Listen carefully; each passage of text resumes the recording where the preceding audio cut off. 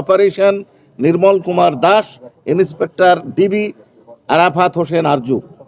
7 বছরের কারাদণ্ড দেওয়া হয়েছে এসআই আরাফাত উদ্দিন এবং এএসআই কামরুল ইসলাম, অর্থাৎ 2 জনকে।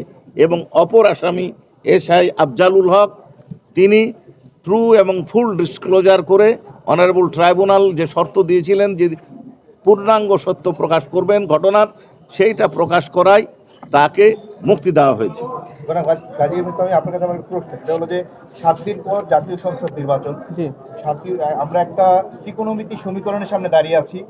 অনেক যুদ্ধাহত এই আহত নিহতদের পরিবার অনেকে আশঙ্কা করছেন যে যেহেতু 7 দিন পর নির্বাচন, নতুন সরকার আসতে পারে, যে সরকারই আসুক, তার কেউ আশঙ্কা করছেন যে এই বিচারটা চলবে কিনা, এরকম একটা শঙ্কা তাদের মধ্যে আছে। প্রসিকিউশনের মধ্যে একটা শঙ্কা আছে, কোন দল ক্ষমতায় আসে সেখানে সেই সমীকরণ আপনাদের সাথেও আছে।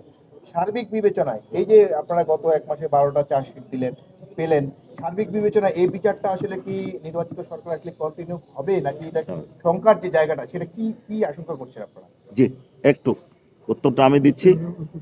আমরা প্রসিকিউটরগণ এই ব্যাপারে চিন্তিত নই, বিভ্রান্ত নই, এবং আমরা মনে করি না যে প্রসিকিউশন সরকার পরিবর্তনের কারণে বা প্রসিকিউশনের কোনো সদস্য পরিবর্তন হলে বা না হলে বিচার প্রক্রিয়া